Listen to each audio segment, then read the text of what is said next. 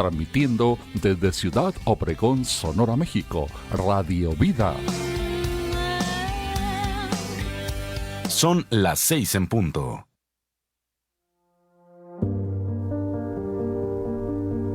La Segunda Iglesia Apostólica de la Fe en Cristo Jesús de Ciudad Obregón presentan un espacio de estudio serio y dinámico sobre las Escrituras, verso por verso, con el pastor Jorge Solano. Estimados hermanos y amigos, qué bueno que están con nosotros nuevamente en el espacio de verso por verso. Estamos ya llegando, gracias a Dios, al programa número 82, 22 de septiembre, y vamos a tocar un tema que narra el libro de Números, capítulos 22 al 24. Tiene que ver con el profeta Balaam y su asna, la burrita que habló, ¿verdad? La famosa burrita. Pero vamos a analizar el pasaje leyendo a partir del verso 1. Dice Números 22, verso 1. Y partieron los hijos de Israel y acamparon en la llanura de Moab, de este lado del Jordán, frente a Jericó. Es decir, al oriente del Jordán, del otro lado estaba Jericó, acamparon, y el resto del relato tiene que ver con, permanecen ahí hasta el cruce del río. Este espacio está al norte del Mar Muerto y antes del Mar de Galilea. Y el contexto es que ya habían derrotado al rey Sejón, ¿verdad?, que estaba en la llanura de Moab, y ese recibía tributos de los demás reinos para que no dejara pasar a ninguno por esa línea. Y había descendido también del norte el rey Og, y también lo habían derrotado. Por supuesto, esto nos enmarca lo que dice el verso 22. Y vino Balac, hijo de Zippor, y vio Balac, hijo de Zippor, todo lo que Israel había hecho al amorreo. Balac significa vacío, espantado. Y bueno, pues imagínense cómo no, se había derrotado Israel al rey Og, el último refaíta de Bachán, el último gigante de esa parte de la tierra, y el ejército que tenía Balac era menos poderoso que los ejércitos derrotados. Ya no había quien cuidara la frontera oriente, y entonces dice el verso 3, Moab temió mucho a causa del pueblo, porque era mucho, y se angustió Moab a causa de los hijos de Israel. Obviamente, pues era de temerse, ¿no? Si no sucedía algo extraordinario, serían derrotados. Y además, pues estaba profetizado desde Éxodo 15, cuando el Señor los sacó de Egipto y le dijo: los caudillos de Edom se van a turbar, y a los valientes de Moab los asaltará el temblor, se acobardarán los habitantes de Canaán. O sea, ya el Señor les había dicho: yo voy a encargarme de sembrar el temor en este pueblo. Entonces dijo Moab a los ancianos de Madián: ahora lamerá esta gente todos nuestros contornos como lame el buey la grama del campo. Y Balac, hijo de Zippor, era entonces el rey de Moab. Bueno, Balac compara a Israel como un toro, porque este animal en particular no solamente come la hierba, sino que la arranca desde la raíz. Entonces esa es la figura que tenían, o sea, como el buey lame la grama del campo, no va a dejar nada aquí, no como langostas, pudiera haber dicho también. Israel pues era contundente cuando atacaba y radical, no dejaba sobrevivientes según la instrucción que le estaba dando el Señor. Como dice en Números 21:35, así lo hirieron él y a sus hijos y a toda su gente sin que quedara uno con vida, y se apoderaron de la tierra. Es como cierra el capítulo 21 de la semana pasada. Pero luego surge el plan, el verso 5. Entonces envió mensajeros a Balaam, hijo de Beor, a Petor, que está junto al río en la tierra de los hijos de su pueblo, para que lo llamasen diciendo: un pueblo ha salido de Egipto, y aquí cubre la faz de la tierra, y habita delante de mí. Bueno, aquí Balaam es un profeta de los dioses de Mesopotamia, está lejísimo, 650 kilómetros de la tierra de Moab, y pues tiene, va a ocupar aquí el lugar, o va a ser contratado para maldecir al pueblo de Israel, aunque termina bendiciéndolo. Balaam viene de la palabra Baal, significa señor y devorador, ¿no? Petor es una antigua ciudad a las orillas del Éufrates, en Babilonia, y cuando dice al final, y habita delante de mí, en hebreo es mi mulí, es decir, está delante de mí, pero con intenciones de aniquilarme como adversario, ¿no? Y de hecho este Balaam es tan famoso en este pasaje que después en el Nuevo Testamento lo cita Pedro, en 2 Pedro 2.15, Judas 1.11, incluso Apocalipsis habla de la doctrina de Balaam. Pero bueno, no vamos a entrar en este detalle, sino vamos a analizar qué es lo que hizo este hombre, este profeta de los dioses de Babilonia. Verso 6, ven ahora pues, te ruego, le dijo Balac, maldíceme a este pueblo, porque es más fuerte que yo. Quizá podré yo herirlo y echarlo de la tierra, pero yo sé que lo que tú bendices será bendito y lo que tú maldices será maldito. Bueno, miren aquí qué curioso, aquí tenemos un personaje de reputación internacional, ¿no? De otro reino, ya se sabía que era un profeta, que en sus augurios lo que decía se cumplía, ¿no? Se cumplía, había una cierta eficacia en el bendecir y el maldecir. Y además, pues esta petición pues refleja la creencia de la eficacia absoluta, irrevocable de la bendición y la maldición cuando se es dicha por una persona de autoridad, ¿no? Y pues aquí tenía en sí mismo el efecto de producir esa bendición cuando es una persona de autoridad, sea un rey, un profeta, sea Dios. Bueno, alguien lo dijo, en el caso de la autoridad que tienen los padres sobre los hijos, la bendición de un padre es poderosísima, la maldición de un padre también lo es. Así lo creía el mundo antiguo y bueno, podemos ver esos efectos aún en nuestro tiempo. Entonces el verso 7 dice, fueron los ancianos de Moab y los ancianos de Madián con las dádivas de adivinación en su mano y llegaron a Balaam y le dieron las palabras de Balac. Las dádivas de adivinación pues era el pago de los servicios que iba a recibir Balaam por profetizar en contra del pueblo de Israel. Y entonces les dijo Balaam, el verso 8, reposen aquí esta noche, yo les traeré palabras según Jehová me hablare. Así los príncipes de Moab, se quedaron con Balaam. Y bueno, dijo esta noche, porque era común que los profetas antiguos buscaran revelación en sueños. Era la costumbre, no solamente los profetas que menciona la Biblia, sino también los profetas de otras culturas.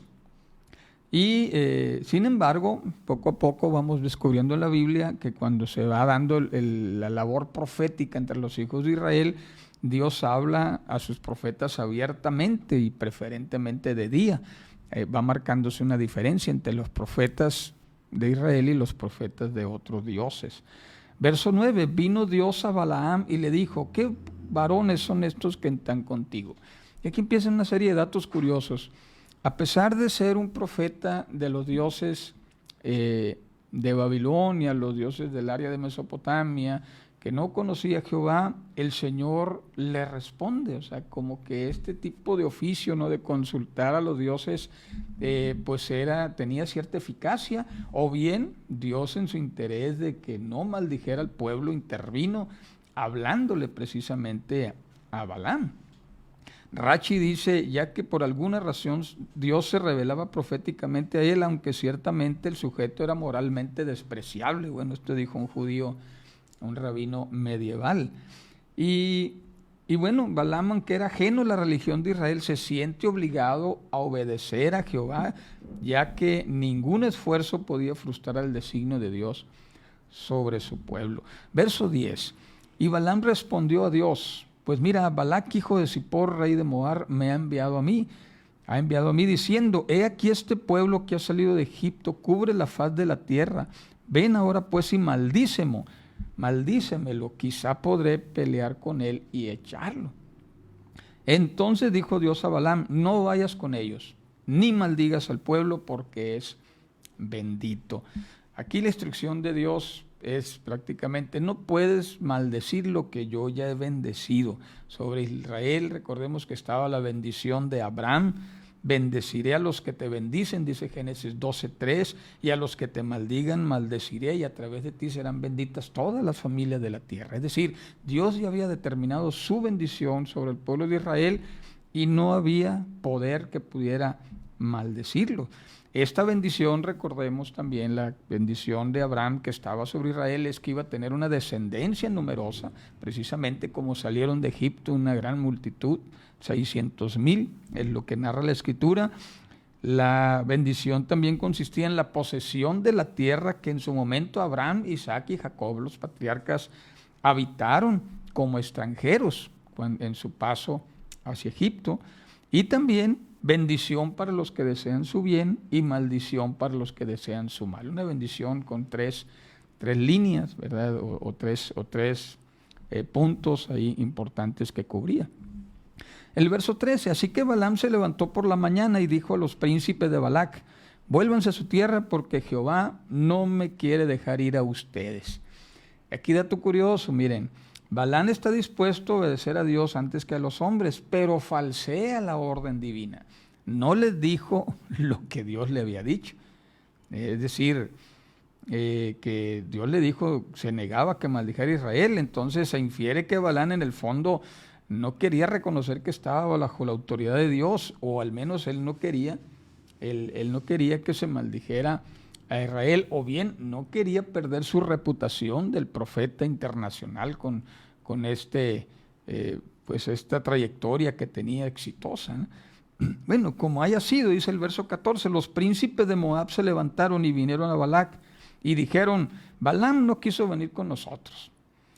Y entonces Balac, el rey de Moab, envió una y otra vez más príncipes y más honorables que los otros, gente más importante, ¿verdad? Como cuando tú hablas con alguien y dices, quiero hablar con el jefe. Bueno, pues le mandó a los jefes superiores y vinieron a Balaam y le dijeron nuevamente, te ruego que no nos dejes de venir, no dejes de venir a mí, porque sin duda te honraré mucho, le dice. Te honraré mucho y haré todo lo que me digas. Ven, te ruego, maldíceme este pueblo. Te honraré mucho, bueno, pues tiene que ver con que le iba a dar buenos honorarios y además la reputación de Balaam en esa victoria que podía darle a Balac sobre los israelitas, pues iba a aumentar su prestigio, ¿no? Como profeta. Balac insiste en su plan una y otra vez y le aumenta la oferta. Balaam, dice, respondió y dijo a los siervos de Balac, aunque Balac me diere una casa llena de oro y de plata, no puedo traspasar la palabra de Jehová, mi Dios, para hacer cosa grande ni chica.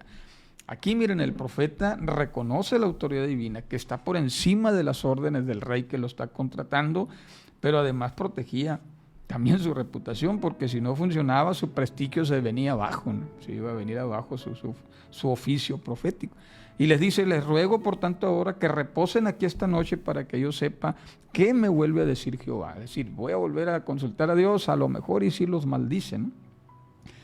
Y Dios vino a Balaam de noche, verso 20, y le dijo, si vinieran a llamarte hombres, levántate y ve con ellos, pero harás lo que yo te diga.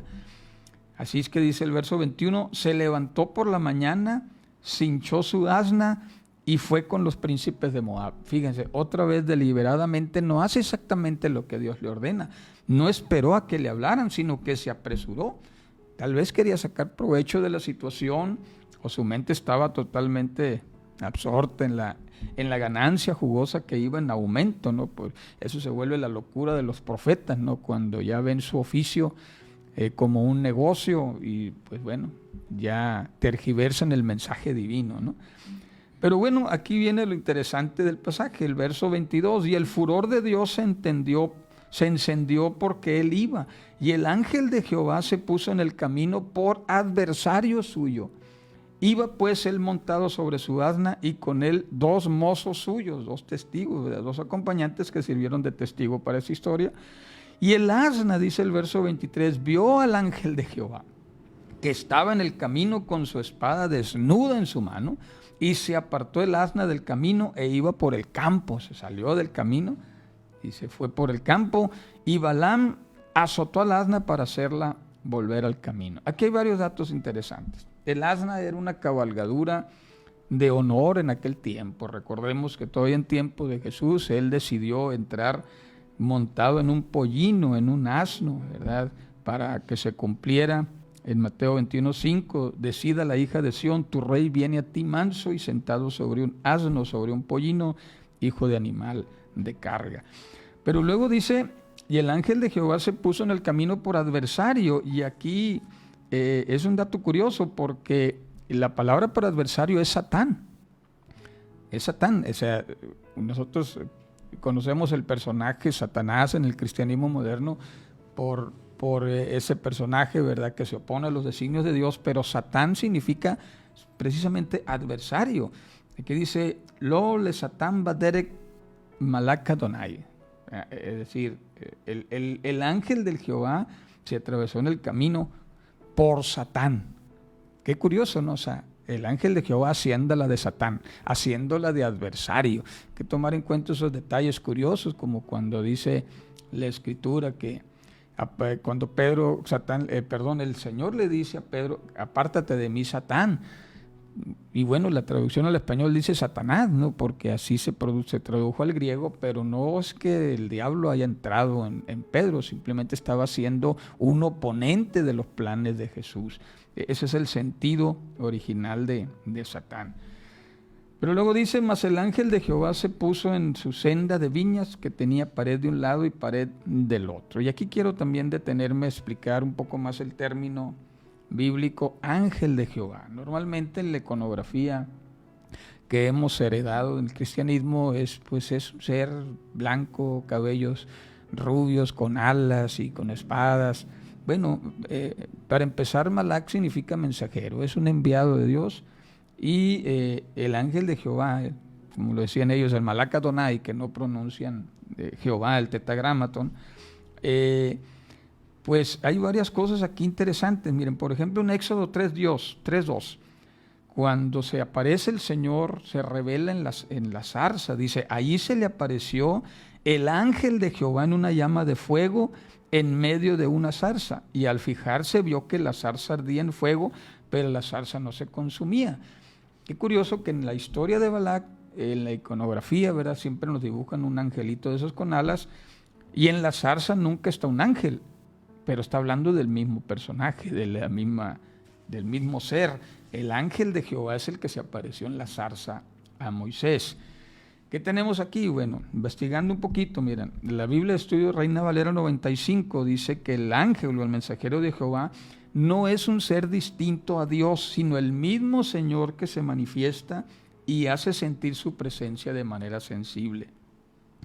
Von Gad, en su comentario al Antiguo Testamento, dice, el Malak Adonai, a diferencia de los demás Malak, los demás ángeles, los demás mensajeros, no es un ser celestial más, sino la presencia misma del Señor, la personificación de la ayuda de Dios al pueblo. Es decir, es Dios en forma humana, una figura profética de lo que había de venir en Cristo, Dios hecho carne. El comentario Mundo Hispano dice que es una extensión de Dios mismo, una teofanía, una aparición visible de Dios para que el hombre pueda interactuar con él. Diccionario Expositivo Vine lo menciona como un mensajero de la salvación de Jehová. Michael Heiser, en su libro El Mundo Invisible, que por cierto se los recomiendo muchísimo, dice que es el Jehová personificado, que es igual al Jehová invisible que lo envía. Es decir, no son dos seres distintos, no es tampoco un mensajero común, es Dios mismo apareciéndose. El Gran Diccionario Enciclopédico, que es la última edición que tenemos que se ha producido, de editorial, creo que es Vine, menciona que es muy difícil separar el ángel de Jehová mismo, pues en muchísimos pasajes aparece como Dios mismo. Termina reconociendo que es una teofanía, una revelación del Logos, al igual que la gloria de Jehová.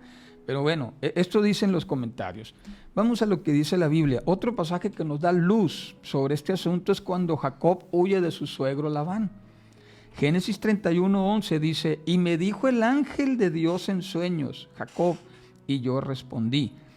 Y entonces él le dijo, alza ahora tus ojos, verás que todos los machos que cubren las hembras son listados, pintados y abigarros, pues yo he visto todo lo que Labán te ha hecho.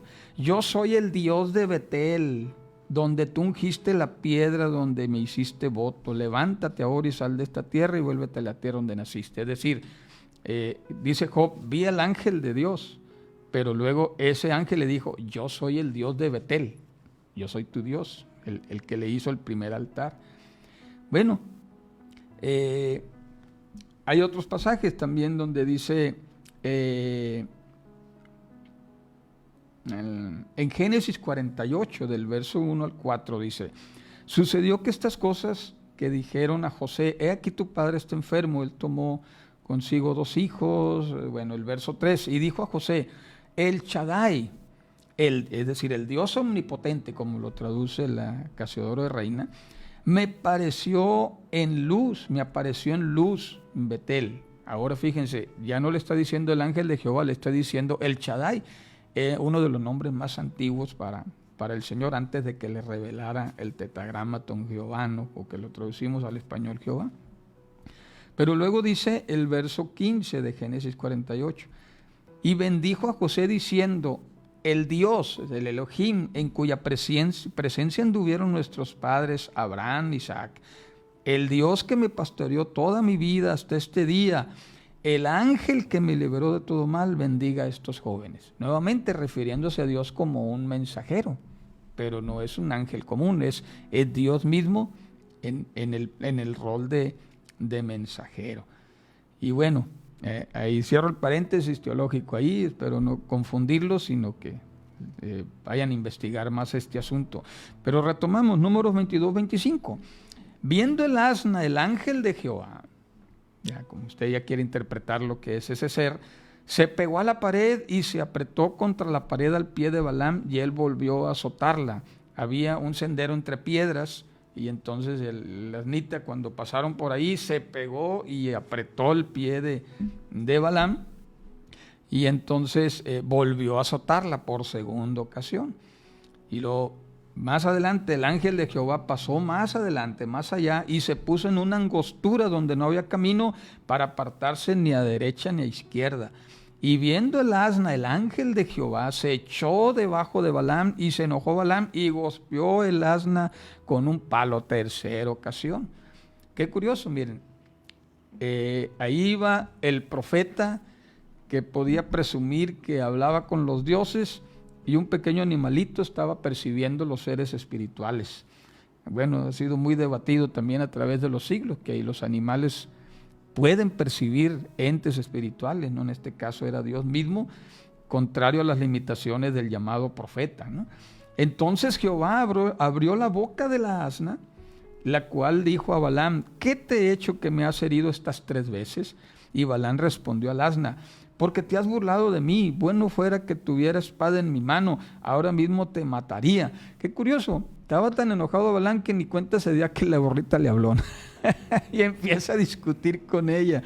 Y el asna le dijo a Balaam, no soy yo tu asna, como para hacerlo caer en cuenta. Oye, mira lo que está pasando, el burrito en el que estás montado te está hablando, ¿no? Sobre mí has cabalgado desde que tú me tienes hasta este día, y he acostumbrado a hacerlo aquí contigo. Y él le dijo, pues no. Bueno, esto fue una expresión de posterior vergüenza entre los moabitas, que decían, se disponía a destruir a un pueblo con el poder de su boca, y para matar un asna requería una espada, ¿no? O sea, las cosas tan curiosas, ¿no? Entonces dice el verso 31, Jehová abrió los ojos de Balaam para que pueda ver lo que veía la burrita, y vio entonces al ángel de Jehová que estaba en el camino, que tenía su espada desenvainada, desnuda en su mano, y Balaam hizo reverencia, se inclinó sobre su rostro, y el ángel de Jehová le dijo, ¿por qué has herido tu asna estas 3 veces? He aquí yo he salido para contrarrestarte, porque tu camino es perverso delante de mí. El asna me ha visto y se ha apartado luego delante de mí estas 3 veces. Si no se hubiera apartado de mí, ahora te hubiera matado a ti y a ella la dejaría viva. Fíjense nada más, teniendo más misericordia del animalito que de este profeta falso. Pero entonces Balaam reconoce y dijo al ángel de Jehová, he pecado, pues no sabía que tú te ponías delante de mí en mi camino, mas ahora si te parece mal, yo me volveré. Esto también fue objeto de burla posterior, reportan los rabinos, porque él llegó a afirmar en el siguiente capítulo 24 que dice que Balaam, dice el varón de los ojos abiertos, dice, cuando estaba profetizando, oyó los dichos de Jehová, el que sabe la ciencia del Altísimo, el que vio la visión del Omnipotente, caído pero de ojos abiertos. Y bueno, se burlaban, miren, este que dice que ve a Dios y lo vio la burrita y él no lo veía, ¿no? Pero bueno, y el ángel de Jehová dijo a Balaam, ve con esos hombres, pero la palabra que yo te diga, esa hablarás. Así Balaam fue con los príncipes, como diciéndole, vas a hacer lo que yo te diga. Aquí mando yo, le dijo el Señor, y vas a hacer lo que yo te diga. Y cuando ya llegó Balaam y le dijo, ¿verdad? Balac a Balaam, no envié a llamarte yo a ti, ¿por qué no has venido? ¿Qué no sabes que yo te voy a honrar, te voy a pagar, pues? Pero Balaam le dijo, he aquí venido en ti, pero ¿podré hablar alguna otra cosa? La palabra de Dios, que Dios pusiera en mi boca, ese hablaré.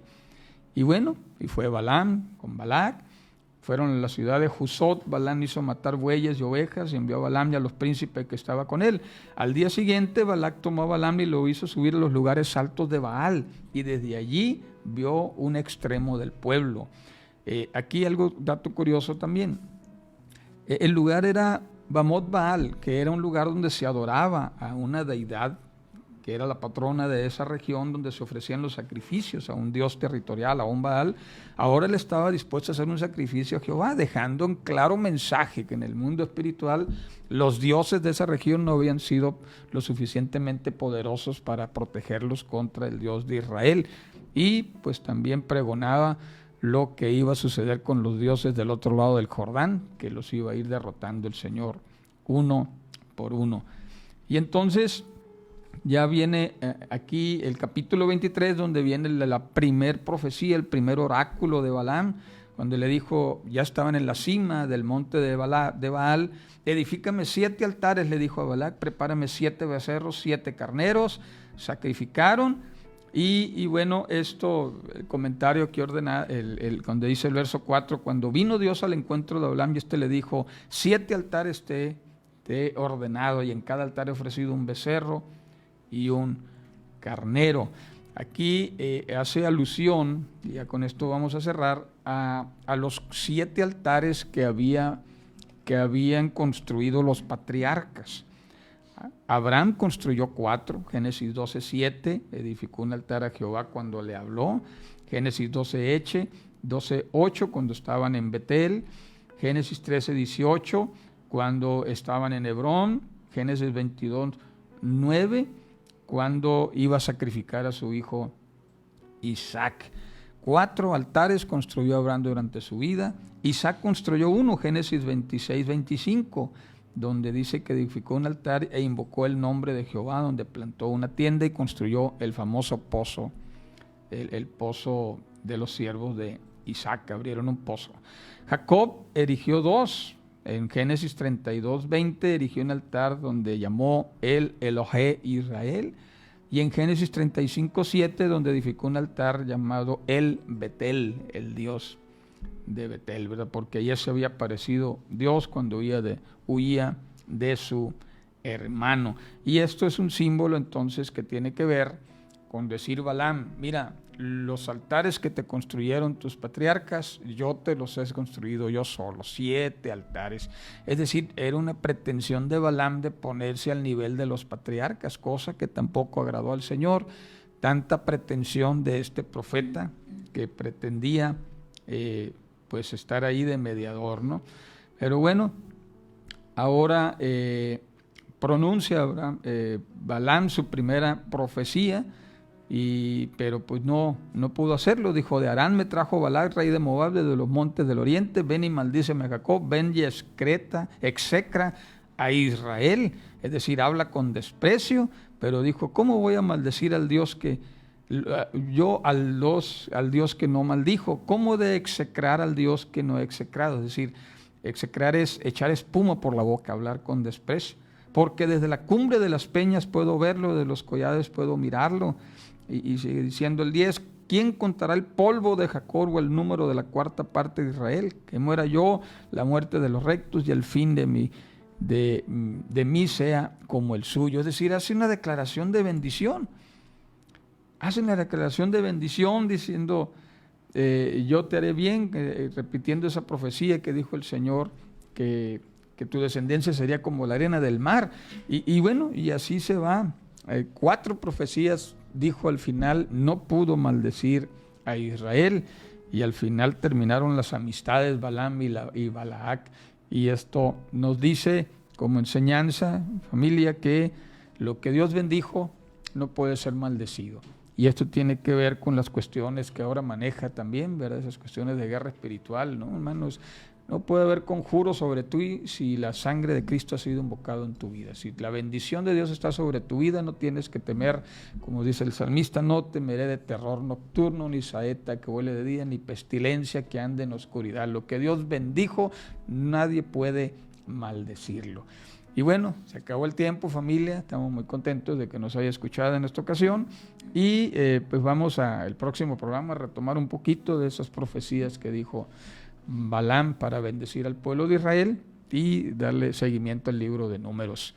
Bueno, muchas gracias que nos hayan acompañado. Soy el pastor Jorge Solano de la Segunda Iglesia Apostólica en Obregón, y vamos a ver aquí rápidamente quién nos está siguiendo en este día en la transmisión. Tenemos aquí algunos comentarios de hermano Fabián, que nos está escuchando, listos para escuchar la porción del día. Moisés Álvarez, Ernesto Félix, hermana Chuyita, gracias por sus enseñanzas. Erika Valenzuela también. Dora Estrada, gracias pastor, bendigo su familia. Gracias hermana, gracias por bendecirnos. Ernesto Félix, paz de Cristo, solamente alábale. Dora Estrada, gloria a Dios. Luz María Ibarra, Dios los bendiga pastor. María Elena Sandoval, Quechu Mora, que nos está viendo, mi esposa, y bueno, ya hay varios por ahí. Muchas gracias a todos ustedes. Nos vemos el próximo lunes con la ayuda del Señor. Ánimo, Dios les bendiga, les amamos.